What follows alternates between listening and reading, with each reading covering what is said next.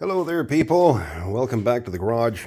So we're back with the Honda ST1300 Pan-European.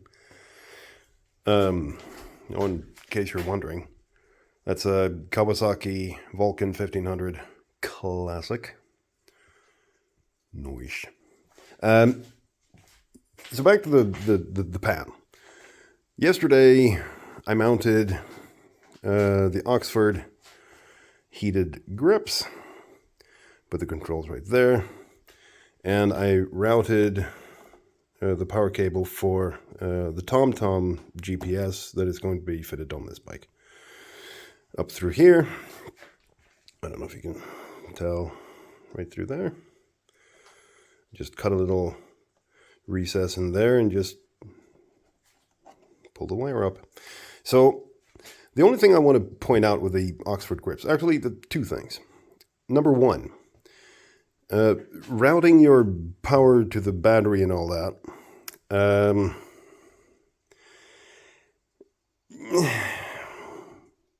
I didn't do that. You see, you have on the Pan-European, underneath here, not in here, but behind this side panel, you have the wiring for, oh, you can't tell, it's dark. But down here, you have a 12-volt output. So I just wired everything to that. The heated grips and the power for the GPS. So I didn't do anything back here at all. I connected everything in here. This, I'm going to have to think of a replacement for. This is in op at the moment. Second thing I want to point out. Come here. The Oxford heated grips come with these connectors. Do you see what I did to them? I cut them off and I threw them out. Why? These connectors are crap. Absolute shite. Throw them out, cut them off, throw them away, forget they exist. These should not be allowed to put on anything. Except Christmas decorations, maybe. Throw them away.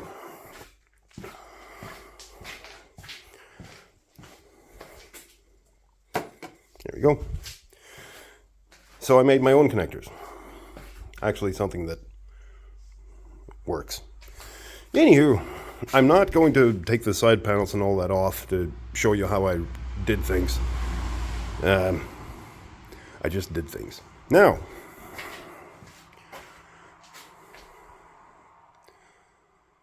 TopSellerie seat. Heated. This is going to be interesting.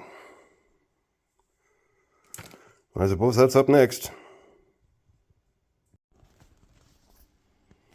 Okay, so I've had a little fiddle about with the TopSellerie seat, and I just couldn't get the fit that I wanted. It just wouldn't go up against the tank the way I wanted it. It's like it wouldn't go far enough forward. And I couldn't for the life of me figure out why. At first I thought, well, that's disappointing. It just doesn't fit the bike. And this is not a cheap seat at all. But then I started thinking, which I know is dangerous, but sometimes you have to. So this is what the seat sort of sealed up against. And that goes into here. I know it's dark. Let's see. Okay, there we go. Goes in here. Right? Now, let's see if you can tell. there are, no, you can't. There you go. There are two holes there. See? This little rubber thingy is fitted into those two holes. Let's see if I can get it there. Like so. Right? Now the thing is, with that in place, let's see if I can actually get my phone to show you. There we go. Kind of. Yeah. So there isn't actually enough room for that to go all the way in there. It stops here, right? That's why I couldn't get it far enough forward. I couldn't get that pipe all the way in there, or that bolt all the way in there. So by removing that, I got the seat all the way forward. Now I found this spring, it's sort of kind of the same diameter. And I'll see if I can show you what I mean. That's where the bolt should be, right? But with that rubber piece in place, there's no way to actually get the bolt to seat all the way in there, right?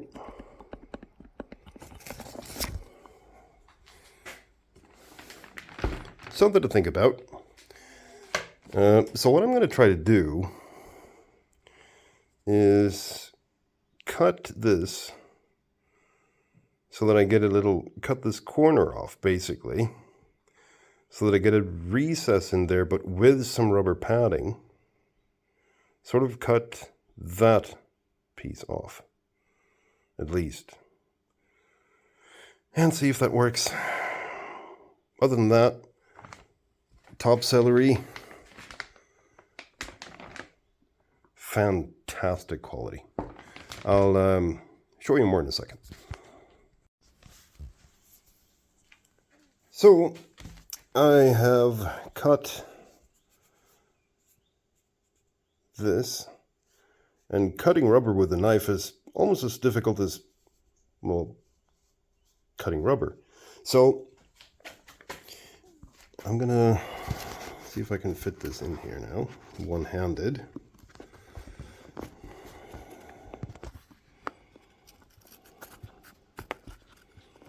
And I know you can't see anything, which is brilliant for a video, but yeah, you really can't see. How the heck am I supposed to get you in there? So,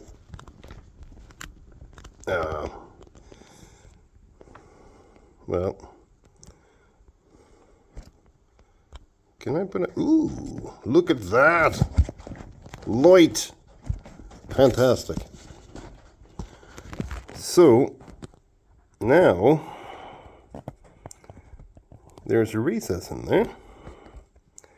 Now I'm going to show you something cool. So now we're going to take the spring. Let's see if I can do that one-handed. So let's see here. It's a little tight there. Look at that. That is snug. Snug fit. Okay. So, and this spring is about half a millimeter, somewhere between half a millimeter and a millimeter thicker than the bolt on the bike. So this should be beautiful. I'm just going to glue this rubber piece back in. Okay, so I took it outside to give you some idea. It's better lighting out here. Now don't worry about the bike. The bike is dirty, but she's snug. Very, very snug. Wonderful. Now, I have noticed one thing that might be a bit of an issue.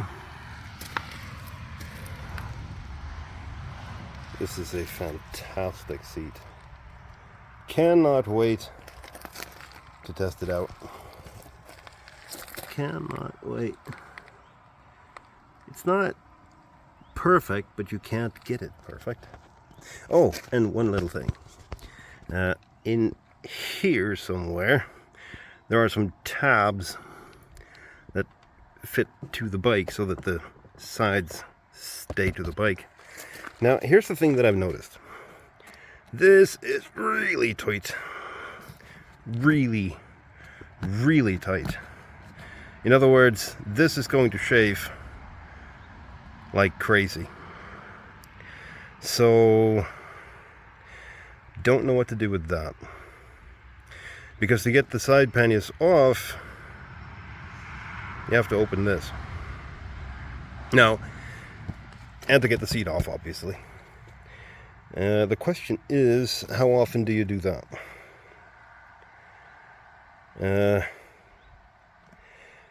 I would suggest leave the side panniers on the Pan-European, leave the side panniers on. Because it looks like crap without it. But this is going to chafe. In fact, it already has down here. I don't know if you can tell, but just by me fiddling about with it. But she's tight all right. She's very, very snug on there. And compared to the standard seat, I mean, I haven't test ridden it yet. And I haven't wired anything, but just by, driving it out here, which was just a few feet, it's wonderful, wonderful. Worth the money, worth every penny. Seriously snug fit. Very, very soft and nice. Now, this is the long version. The short version has this section on the driver's seat. I don't know exactly how much of a difference that would make, but in my mind, that would put the driver further forward and give less room for the driver. Now, I ride solo 99.9% of the time, so I'm not too worried about this. But for the resale value, there's a rear seat on it.